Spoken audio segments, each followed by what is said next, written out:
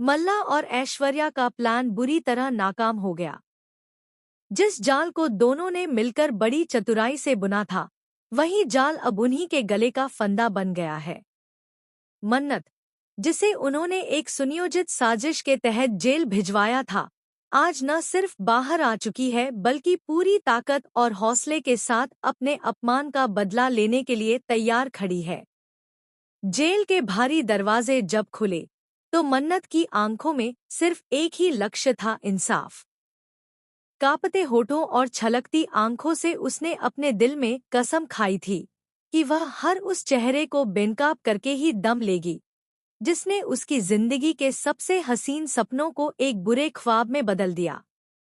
और अब उसी इंसाफ की जंग की शुरुआत हो चुकी है। कलर्स टीवी के सबसे ड्रामेटिक शो मन्नत हर खुशी पाने की में आने वाला है अब तक का सबसे बड़ा धमाका। जहां एक तरफ मल्ला और ऐश्वर्या को लग रहा था कि उनका खेल सफल हो गया है, वहीं अब उन्हीं के बनाए एक वीडियो ने उनकी सारी सच्चाई को उजागर कर दिया है। जैसे ही मन्नत ने वो वीडियो चलाया, पूरा घर स्तब्ध रह गया। टीवी स्क्रीन पर एक एक करके वो सारे दृश्य सामने आने लगे, जिनमें मल्ला साफ साफ आटे में जहर मिलाती हुई दिखाई दी।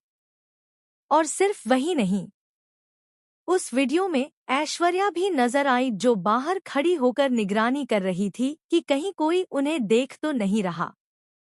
ये सब कुछ अपनी आंखों से देख रहा था विक्रांत। वही विक्रांत जिसने हमेशा मन्नत पर आंख मूंद कर भरोसा किया था।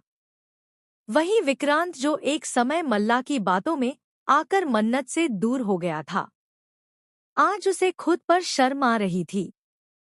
वो खुद को ठगा हुआ महसूस कर रहा था। गुस्से और दर्द से भरी आवाज में उसने मल्ला को सामने बुलाकर कहा, जिस औरत पर मैंने सबसे ज्यादा भरोसा किया, वही मेरी जिंदगी की सबसे बड़ी भूल निकली। मल्ला चुप रही। उसके पास कहने को कुछ नहीं था। उसका चेहरा उतर गया था। आंखें डर से भरी हुई थी। लेकिन दोस्तों, कहानी यहीं खत्म नहीं होती। जब मन्नत ने ये सब बातें विक्रांत को बताईं, तो उसे सिर्फ गुस्सा नहीं आया, उसे शर्म आई। उसे एहसास हुआ कि कैसे उसने उस वक्त मन्नत का साथ छोड़ दिया, जब उसे सबसे ज्यादा उसकी जरूरत थी। मन्नत ने भावुक होकर कहा, तुमने मुझसे वादा किया था कि चाहे कुछ भी हो जाए, तुम मेरा साथ नहीं छोड़ोगे। लेकिन जब सारी दुनिया मुझसे मुंह मोड़ रही थी, तुम भी उन्हीं में शामिल हो गए। विक्रांत चुपचाप खड़ा सुनता रहा। उसकी आंखों में पश्चाताप साफ झलक रहा था। लेकिन अब उस पछतावे की कोई कीमत नहीं थी, क्योंकि मन्नत की आंखों से भरोसे का रंग उतर चुका था। अब वहां सिर्फ एक खालीपन था, एक चुपती हुई खामोशी।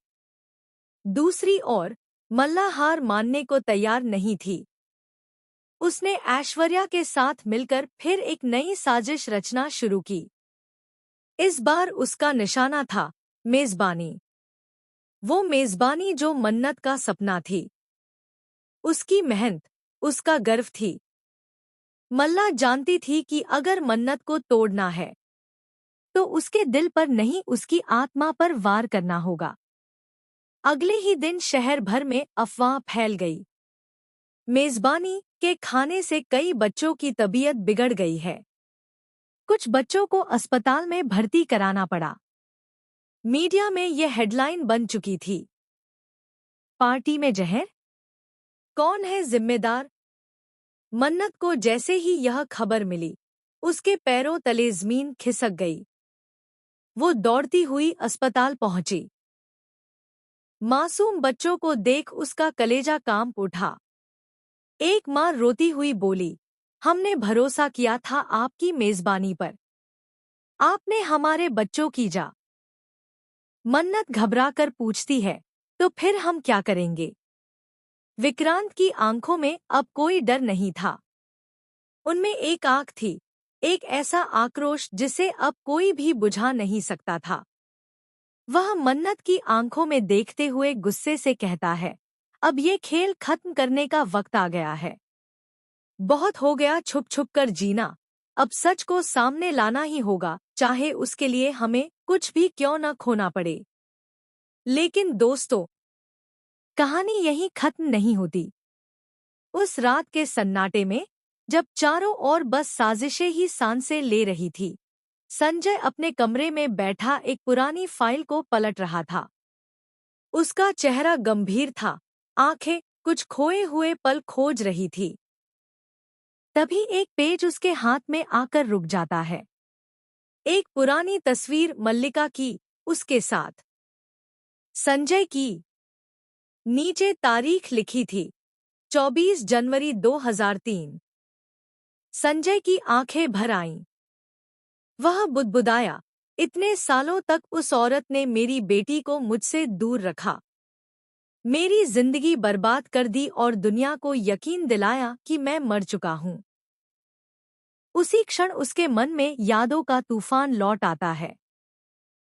कैसे एक दिन अचानक मल्लिका ने झूठे कागजात बनवाकर उस पर घरेलू हिंसा का इल्जाम लगाया, कैसे पुलिस उसे घसीटते हुए ले गई, कैसे कोर्ट ने सबूतों के अभाव में उसे दोषी मान लिया, और फिर समाज की नज़रों में वह एक कलंक बन गया।